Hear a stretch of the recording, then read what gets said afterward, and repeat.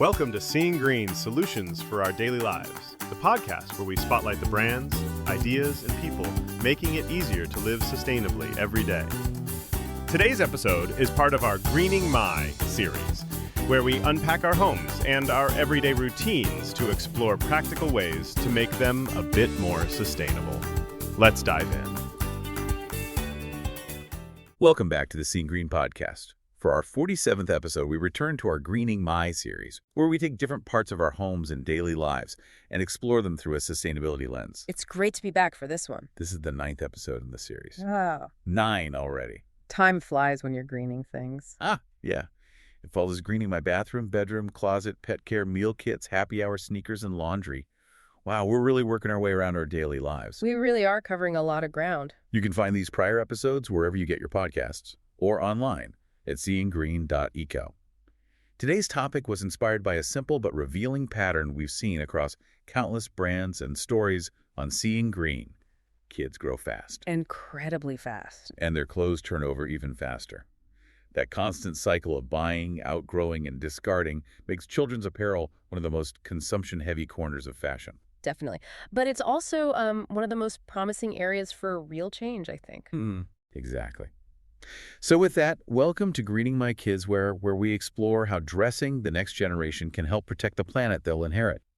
In this episode, we'll unpack the true footprint of children's clothing, from the cotton and dyes behind each shirt to the waste created when millions of barely worn items end up in landfills. And then we'll pivot to the solutions. We'll spotlight real-world examples.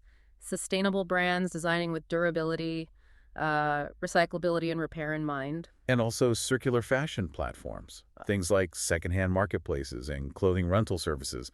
Lots to cover there. Yeah, lots of innovation happening. As always, this episode is about progress, not perfection, helping families make choices that are practical, affordable, and kinder to the planet. That's the key, right? Practicality. Because when it comes to raising the next generation, what they wear today can shape the world they live in tomorrow.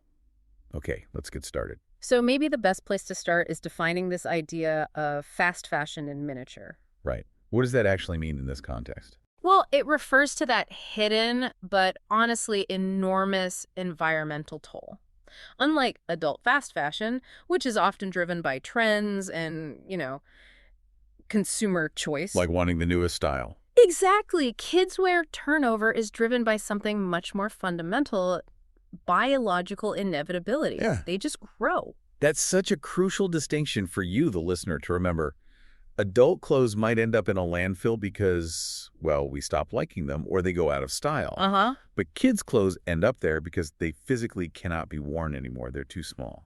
And that constant, unavoidable pressure on parents drives an incredibly high-volume waste cycle. It's relentless. Our sources actually put some numbers on this, didn't they? They did, and they're pretty eye-opening. They reveal the average child outgrows over 1,300 pieces of clothing before they turn 18. 1,300? Wow. Yeah, it's a staggering volume. And it leads to over 183 million pieces of children's clothing being discarded each year just in the U.S. 183 million Wow. pieces. That's a huge collective footprint. We're not just talking about harmless fabric ending up somewhere. Not at all. We're often talking about resource-intensive conventional cotton, which needs tons of water and pesticides. Or cheap synthetic fabrics like polyester or nylon. Right, which shed microplastics with every single wash and then take decades, maybe centuries, to decompose in landfill.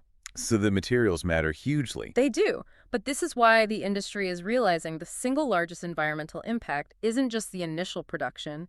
It's the turnover. The speed of replacement. Exactly. The constant need for replacement because of growth. So the shift we need is away from buying cheap, almost single-use garments towards maximizing the lifespan of every single item, focusing on longevity, on sharing, on keeping things in use. That's the challenge, though, isn't it? Because, as a parent, your primary drivers are often convenience and affordability. You need clothes quickly, they need to fit, and they can't break the bank. Absolutely. And mass retailers like Walmart or Target, they are essential for many families. We get that. So we aren't suggesting you have to drop those options entirely. Not at all. No, it's about exploring how shifting even a portion of those sort of rapid purchases towards smarter, longer-lasting choices can make a really huge difference collectively. Progress, not perfection. Okay, so let's unpack the first line of defense then. How can we dramatically improve what we buy in the first place? Let's talk greener materials and smarter design. Right. So this strategy is really about building longevity into the whole process right from the start. It means looking for and demanding better materials. Like organic and natural fibers. Yes, organic cotton, hemp, linen, also using sulfur dyes, reducing the toxic flame retardants, which are frankly bad for sensitive skin and the planet. That makes sense. But you said design too. Just as important as the design itself. We're talking about quality construction, things intended for multiple hand-me-downs. Think reinforced knees, sturdy seams. Features that actually anticipate wear and tear. Exactly. We're aiming for what the industry sometimes calls a conscious capsule wardrobe. Okay, explain that. A conscious capsule wardrobe for kids. It just means buying fewer but higher quality staple pieces that mix and match easily and are designed to endure.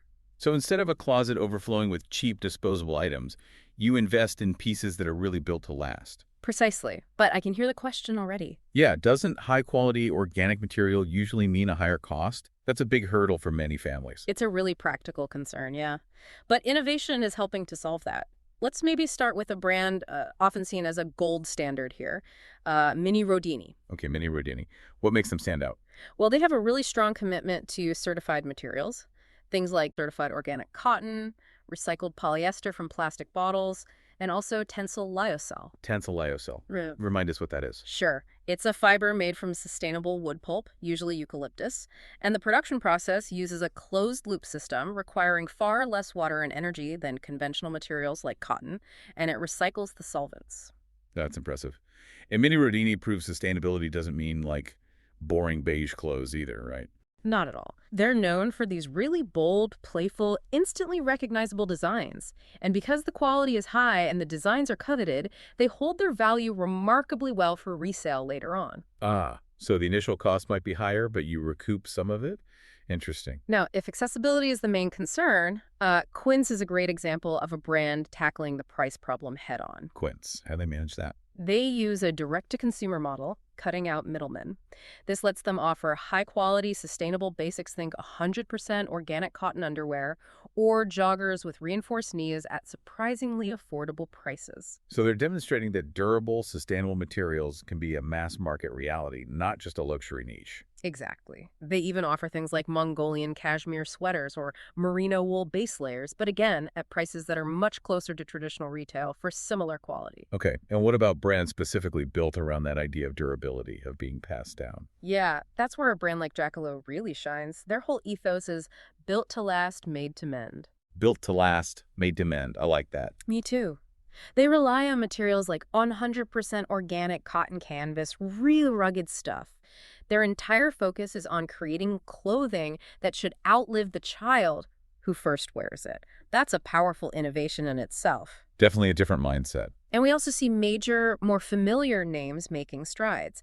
Hannah Anderson, for example, is a recognizable U.S. name. Right, known for pajamas especially. Yeah, and they're making strong progress toward using more organic cotton and also OPECOTEX certified materials throughout their lines. Okay, quick explainer. OPECOTEX certified means? It means the material, and often the whole garment, has been rigorously tested for a long list of harmful substances, hundreds of them actually, from pesticides and heavy metals to allergenic dyes. So it's a measurable benefit, buying materials that are certified safe for both the child wearing them and for the planet. Absolutely. And PACT is another one worth mentioning here. They're very mainstream friendly, focused on affordability and accessibility. Cracked. What's their niche? They specialize in organic cotton basics. Think tees, leggings, underwear, baby bodysuits, and they're fair trade certified, ensuring better standards for the workers, too.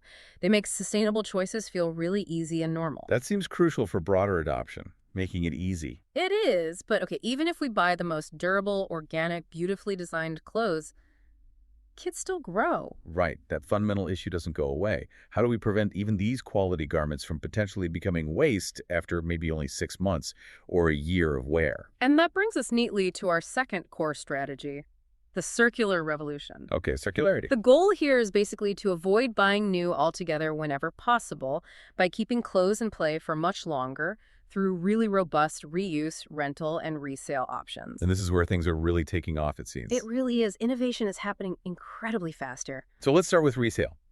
The rise of online secondhand marketplaces has, I think, truly normalized buying used clothes for families.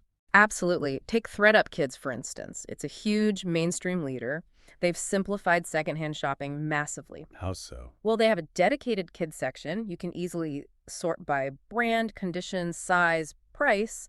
It feels almost like browsing a regular online retailer, and that tackles that essential convenience problem we talked about. Makes it feel less like digging through bins at a thrift store, maybe. Exactly, though there's value there too, but ThredUp makes it very seamless. Then you have platforms like Poshmark Kids. Poshmark, that's more peer-to-peer, right? Yeah, it's very community-driven. Parents can buy directly from other parents, sell their own kids' outgrown clothes, bundle items together. It allows families to directly circulate value and keep things moving. And what about Depop Kids? That one feels a bit different. It does. Depop is known for its vibrant, very visual, almost Instagram-style interface. It really connects with parents and even teens themselves looking for pre-loved, unique finds. So it makes secondhand feel kind of cool and curated. Totally. It reflects that growing shift away from disposable fashion. I mean, they list over 1 million results under kids. It's huge. Wow. And is there a space for, like, higher-end kids wear and resale? Yes, definitely. The Real Kids applies their luxury resale expertise, authentication, curation to kidswear. So you can find brands like Gucci, Burberry, Stella McCartney Kids at significantly lower prices than new. Making designer quality accessible and sustainable. Nice. Yeah. But beyond these general marketplaces, what's really interesting is seeing brands closing the loop themselves. Ah, with their own take-back and resale program. Exactly. We mentioned Hannah Anderson earlier, known for their durability. Well, they run Hannah Me Down. Hannah Me Down. Cute name. It is. And it's a dedicated peer-to-peer platform just for buying and selling pre-loved Hannah Anderson clothes. It helps maximize the life and the return on investment for their durable garments. Smart for the brands, smart for the parents. And Tea Collection does something similar with Tea Rewear. It's their own in-house marketplace. Families can trade in outgrown tea apparel for store credit and then shop gently used styles from other families. Keeping those specific clothes circulating within their own community. Precisely. And then circling back to Jackalow, their trade-up program is maybe the ultimate example of fully circular design right now. Remind me how trade-up works. They offer store credit for returned Jackalow clothes, and here's the key. Regardless of condition. Regardless of condition, even if it's ripped or stained. Yep. They take on the responsibility for figuring it out. Items are cleaned, repaired if possible, then resold. If they can't be resold, they're responsibly recycled or upcycled. That's huge. It completely removes the burden of disposal from the parent. And guarantees the item avoids the landfill. It really establishes Jackalow as a fully circular brand, taking ownership of the entire life cycle. That really takes away a major mental hurdle for busy families, I imagine. Just send it back, get credit. Absolutely. But maybe the ultimate solution for addressing that relentless high turnover problem, especially in the early years, might be rental. Clothing rental for kids. Okay, tell us about that. You basically subscribe, often monthly. You get access to a wardrobe of high-quality clothes, maybe curated for you, and then you simply swap sizes as the child grows. No buying, no storing outgrown stuff, no figuring out resale. Exactly. Think about Rent-A-Romper. They're a pretty mainstream option now, covering birth up to about age 5. And why is rental so compelling in those early years? Well, just consider this stat. Most babies might go through 7 or more clothing sizes before they even turn 1 year old. 7 sizes in the first year. Renting starts to sound very logical. Right. Rent-A-Romper makes it worry-free. They handle the professional cleaning between wears using non-toxic, unscented detergent. By the way they handle the storage, they often have policies covering normal wear and tear, even stains, and they use reusable packaging. Convenience again, but with a strong sustainability angle. Then you have services like UpChoose. Their focus is specifically on certified organic baby clothes from premium brands. So for parents who really prioritize organic materials. Yes. They offer curated bundles of essentials from newborn up to 5T. They estimate you can save up to 80% compared to buying those same organic items new, and they include free insurance against damages. 80% savings plus organic quality plus no clutter. Seems like a win-win-win. It's a very attractive model. Young Yarn is another player, also focused on certified organic cotton for ages 0-4. They actually offer both purchasing and rental options. Oh, interesting. So you can choose. Yeah. And if you buy, they offer a 20% give-back credit when you return the outgrown items, encouraging that circularity even for purchasers. And Little Lindables, what's their approach? They position themselves as a more premium service, providing zero-waste, ethically made capsule wardrobes specifically designed for the first 2 years. Why the first 2 years? Because that's arguably the most consumptive growth stage, with the most rapid size changes. They really focus on reducing environmental impact, quantifiably. They'll even tell you the estimated water and carbon savings of renting versus buying. Wow, they track the impact. And another key convenience factor, they allow customers to return items unwashed. They handle the specialized, eco-friendly cleaning. Okay, that really streamlines the process for parents. No extra laundry load. Exactly. This ease of use across rental and resale is critical.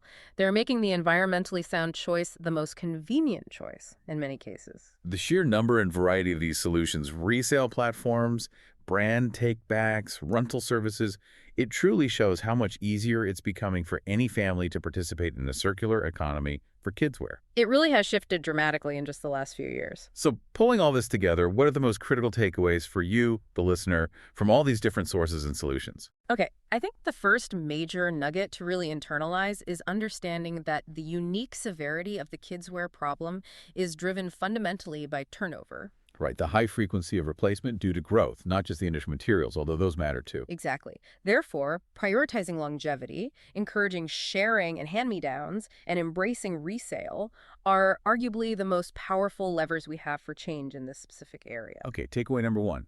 Turnover is the footprint. Focus on extending lifespan. What's next? Second, circularity is already mainstream. It's not some niche, difficult thing anymore. Yeah, whether you look at the big global platforms like ThredUp or Depop or brand-specific programs like Hand-Me-Down or T-Rewear or the rental services, parents have accessible and convenient options to choose pre-loved first or participate in circular models. It's readily available. Third, really pay attention to those durability and design innovations we talked about. Things like reinforced seams, adjustable fits, sturdy natural fabrics. Yes. They aren't just marketing gimmicks.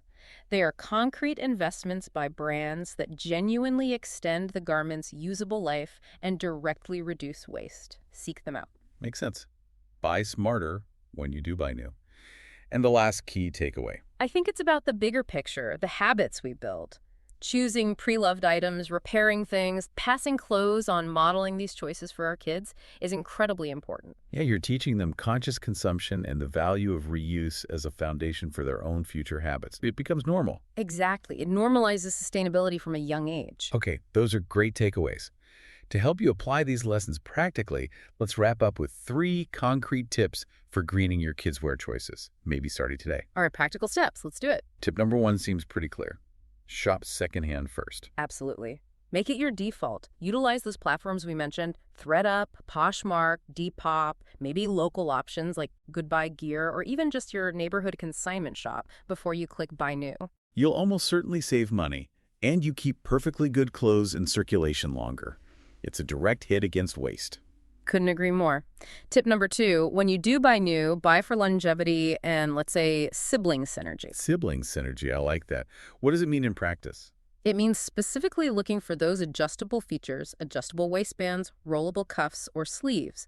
Prioritize durable natural fabrics like organic cotton, hemp, or sturdy knits. And maybe lean towards unisex colors or styles. If it works for your family, yes.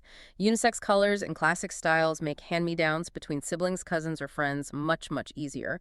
Maximizes the wear per item. Good point. Okay, tip 3? Tip number 3, embrace the mini closet loop in your own community. A mini closet loop. Explain that. It just means creating an informal swap network, maybe with neighbors, friends with kids of similar or different ages, or parents at your child's school or daycare. So just actively passing clothes along as children grow out of them. Exactly. Set up a group chat, have occasional swap meets, or just offer things up directly. It helps everyone save money, it directly reduces waste, and it teaches sustainability by example in the most practical, community-focused way possible. Simple, effective, and builds community too. Love it. Yeah, those are 3 excellent practical steps any family can take to tackle those inevitable growth spurts more sustainably. Fantastic. Lots of actionable ideas there. Interested in learning more about creating a greener, more sustainable home and daily life? Check out the other episodes of the Seeing Green podcast, both the Spotlight series and the Greening My series. And please subscribe while you are at it. There's a growing library of topics now. You also can join the Seeing Green community by signing up on the Seeing Green website, where you can see more trailblazers making significant strides in promoting eco-friendly living through innovative products, solutions, and practices online at www.seeinggreen.eco. Lots of great resources there, too. And follow us at Seeing Green Eco across social media channels for all the latest tips and solutions. Instagram, YouTube, Facebook, Blue Sky, TikTok, LinkedIn, and now also on Pinterest. You name it, we're there. We are indeed. Spreading the green word everywhere. Thank you for joining us for this episode of the Greening My series on the Seeing Green podcast. Until next time, keep seeing green. This episode is for informational purposes only and does not constitute medical, legal, or professional advice. Always consult relevant experts when making changes to your home, health, or habits.